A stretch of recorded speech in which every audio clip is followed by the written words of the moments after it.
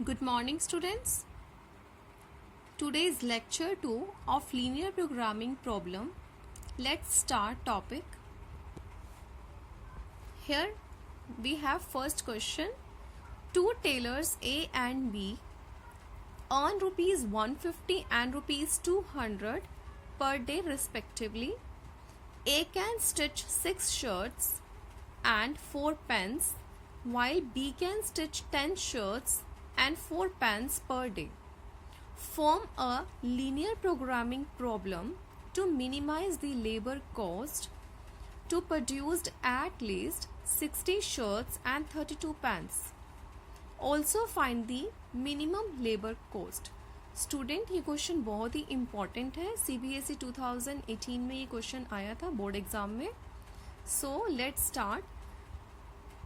Students हमें यहाँ पर टू टेलर्स गिवन है A and B and A can stitch 6 shirt and 4 pants while B can stitch 10 shirts and 4 pants.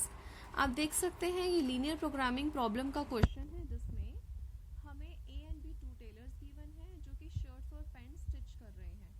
साथ ही हमें इनकी लेबर कॉस्ट को मिनिमाइज शो करना है और हमें एट लीस्ट रिक्वायरमेंट गिवन है that they have to stitch at least 60 shirts and 32 pants और हमें यहाँ फाइंड करना है लेबर कॉस्ट को हमें मिनिमाइज करना है. Okay, let's start its solution.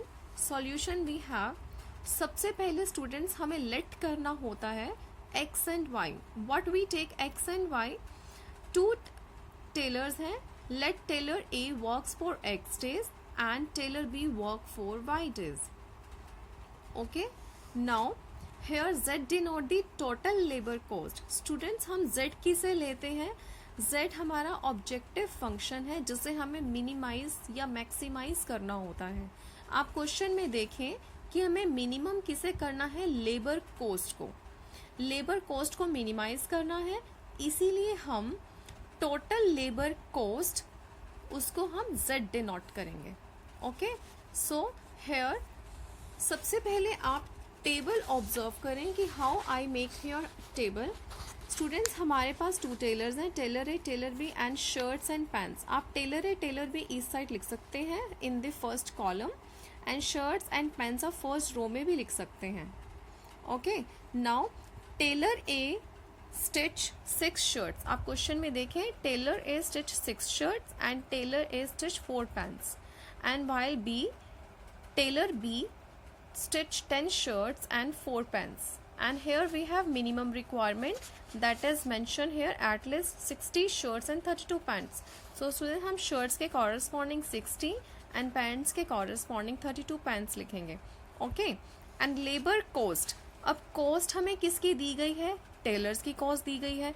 तो ऑब्वियसली हम टेलर ए के बिल्कुल सामने मतलब हम उनके कॉरस्पॉन्डिंग उनकी कॉस्ट लिखेंगे. तो लेबर कॉस्ट क्या दी गई है? Rupees 150 of tailor A and rupees 200 of tailor B. तो स्टूडेंट्स हमें आपको क्वेश्चन को पहले अंडरस्टैंड करना है.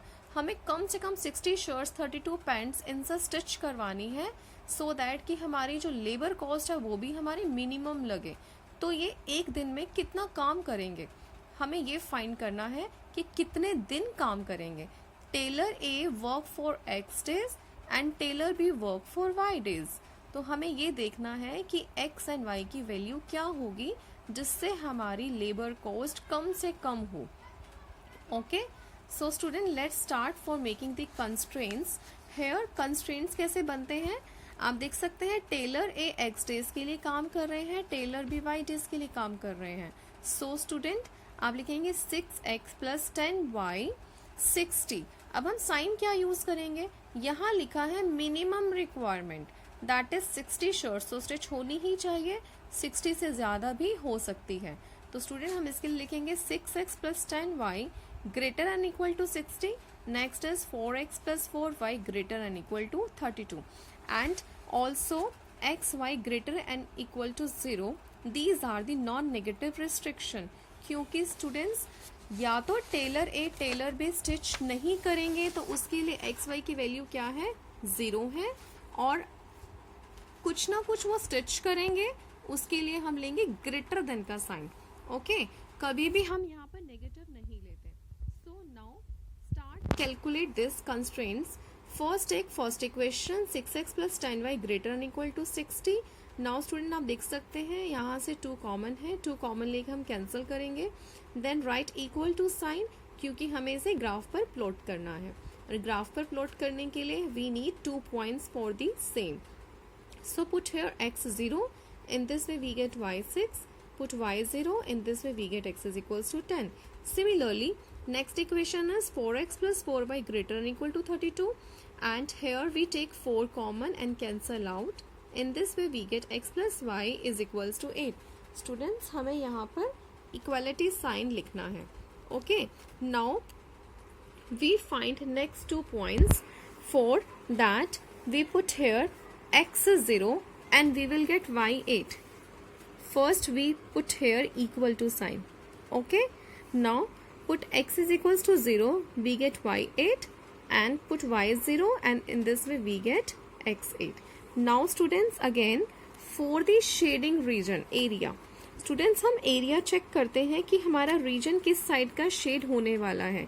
इसके लिए हम 90% केसेस में 0 पॉइंट पुट करते हैं. अब वो 1% एक्सेप्शनल केस क्या है, आप ये स्टडी कर चुके हैं 11th क्लास में.